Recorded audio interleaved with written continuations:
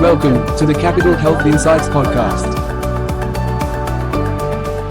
Hi everyone, this is Taylor Carriage from the Capital Health Network, ACT's PHN, and I'm here today with Amanda Galbraith, the ACT Health Chief Pharmacist. She's here today to speak to us about Canberra Script, the ACT's real-time prescription monitoring system. Hi Amanda, thanks for coming in to speak to us. Hi Taylor, thank you for having me. No problem. So let's start with the basics. How would you describe or explain what Canberra Script is to someone who hasn't used it before? Sure. So Canberra Script is the ACT's version of the National Real-Time Prescription Monitoring System, and it's part of a national effort to minimise harms associated with monitored medicines. Who among our health professionals should be or can use Canberra Script? So any AHPRA-registered prescriber or pharmacist can access Canberra Script to have a look at their patient records and see which of the monitored medicines their patients might be using.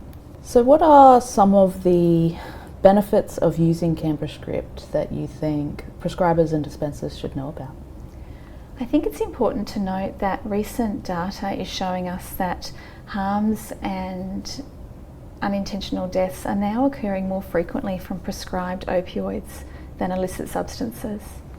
So I think it's really important that we acknowledge that as healthcare practitioners, we do have a role to play in preventing these unintentional deaths. I understand that this is part of a national project, as you said, to reduce harm. Will state and territory separated platforms be able to exchange information to protect our interstate patients? So the long-term goal is to have cross-border data sharing, where all jurisdictional health professionals can see patients' details from all other jurisdictions. Mm-hmm. That's a bit of a goal, a bit of a way off, but that is our end goal. For the moment though, any patient who is from the ACT, even if they see a prescriber in New South Wales, in the hospitals in Sydney for example, we can still see their data here in the ACT.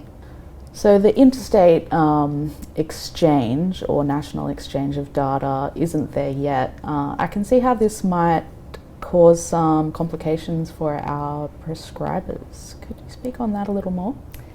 Yes, of course. So the lack of the cross-border data sharing right now is tricky. It's definitely a challenge for everybody. But I would like to remind clinicians that we will see patient data from prescribing in the ACT, dispensing in the ACT, and also any prescribing or dispensing interstate for a person with a Canberra-based address. So we are getting probably more data than people may anticipate, but we do acknowledge that moving forward we need to get that cross-border data sharing in place. We hope that the Australian Digital Health Agency will roll that out probably in the end of 2025, maybe early in 2026. And if a prescriber or dispenser, for example, worked in Queanbeyan, being our closest neighbours, had an ACT patient, would they be able to register to use Canberra Script? Yes, any prescriber in any of our adjoining areas of Queanbeyan, Yass, Goulburn, etc. can register with Canberra Script. And it's the same way around as well. So a prescriber who might be working in Canberra sometimes and in Queanbeyan other times can also register for New South Wales Health's Safe Script version. If a prescriber or a dispenser were to be notified that there's a potential risk associated with one of their patients, how would that show up on their system? Any prescriber or pharmacist who accesses Canberra Script, if they're using GP or pharmacy software, will have alerts pop up in their GP or prescribing software automatically. They can use that alert as their own indication, or they can then move into the Canberra Script platform to have a look for more detail about the alert. I'd like to remind pharmacists and prescribers that any of the alerts in the system are not telling them to not prescribe or dispense. They're merely giving you as a clinician more data to inform your decision making. Sometimes an alert is entirely clinically appropriate, but you need to have a look at that and make your own clinical decision on that issue. For example, if a patient has been to see a specialist in Sydney, as well as a GP here and a specialist here in Canberra, that will bring up an alert as there are a number of prescribers. But that is, as we all know, entirely clinically appropriate. It's not making a decision for our clinicians. Correct. It's assisting them to make a decision, Correct. essentially. But I think there's some uncertainty or even anxiety around being responsible for a harm caused by a prescription medication for a lot of practitioners. So I guess my question is, if a practitioner isn't sure, if they get an alert in their system when they check if they should be prescribing, say, a controlled medication, is there a clinical decision tool or assistance program or platform or somewhere to speak to help inform their decision, or should they just speak to someone, their colleague, or someone they can go to for help? I think I'd support the concept of speaking to a colleague. Mm-hmm. I think if a prescriber or a pharmacist looks at an alert and is unsure of a decision-making process, then that may indicate that that clinical decision is outside their own scope of practice, Mm-hmm. and that perhaps it's time to talk to an additional clinician who can help them with that. Now, being very careful, of course, to not deny a patient access to healthcare, but perhaps to use it as an opportunity for broader learning or to inform future practice. Patients are always usually very happy when we say, I'd just like to talk to one of my colleagues about that and make a better decision.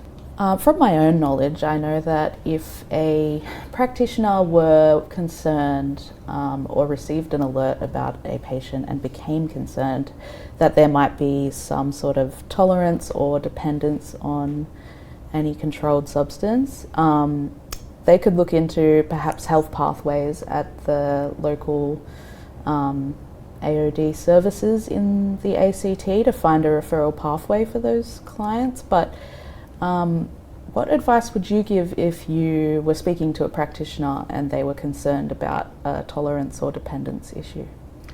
I think I'd remind them that there are two challenges to address. There's a here and now for that patient, and we don't want them to stop a patient's medication suddenly. So we want to care for them now, but then we might consider moving forward into a plan for a reduction over time. But we want to be very careful to avoid any stigmatisation of patients, to make them feel like there is any concerns that we have about them as an individual. This is more of a population health piece to ensure the care of the ACT community, and assisting them with a pathway to improvement is the key goal. So I guess the next question would be, when and why should a dispenser or a prescriber check up on a patient's record? Canberra Script is intended to reduce harm and preventable deaths by supporting the safe and effective use of monitored medicines. And it's really important to ensure that clinicians are not making judgments about people based on their appearance or occupation or the requests they bring forward. We'd like clinicians to look at each and every patient when they're accessing controlled or monitored medicines, so that we can look after the care of the community in whole. Moving forward, most jurisdictions are moving to a mandatory model where everybody would have to look all of the time. And so it's really good practice now in the ACT, while we still have a voluntary model, to encourage everybody to get into the habit of looking all the time for all patients. So how would you advise a practitioner to advise their patients if they are concerned about being looked up or showing up on the Canberra Script platform? I think it's really important for clinicians to firstly use it all the time for every patient. That way patients don't feel like perhaps they're being stigmatised in any way. But also to remind them that this is your data that helps their doctor provide good clinical health care for them. And often there are interactions between different medicines, and it's important that the patient knows that we're not looking at them to stop them accessing any clinically appropriate medicine. We're just making sure that they are as safe as they can possibly be with the medications that they're taking. I understand that through Canberra Script you can get CMO approval for certain things, is that correct? So Canberra Script as a platform will assist prescribers with their applications for CHO approvals, so applications to the Chief Health Officer to prescribe a controlled medicine. It is our future goal that all applications for prescribing of controlled medicines will be applied for through the Canberra Script platform. When we review the Canberra Script platform, we're always considering improvements to how it works for clinicians. And it's possible that in the future we may have automatic approvals, for example, applied through Canberra Script and immediately returned to a prescriber. Great. So how would a prescriber or dispenser go about signing up for Canberra Script? It's really easy to sign up to Canberra Script. Any prescriber or pharmacist can go to www.canberrascript.act.gov.au and register.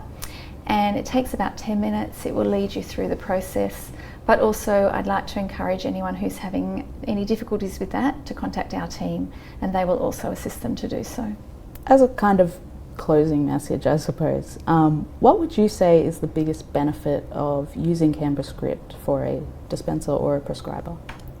I think the biggest benefit of Canberra Script is that it's another clinical tool to assist healthcare practitioners to provide best care to their patients.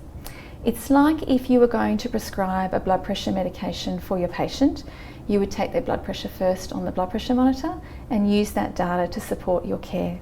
This is no different. You can access Canberra Script to have a look at your patient's data and use that data to inform your best practice.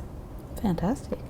Well, thank you so much for coming in today, Amanda. It's been wonderful speaking to you and learning more about this platform that could make such a big difference for our prescribers, our dispensers and our population. Thanks, Taylor, for having me.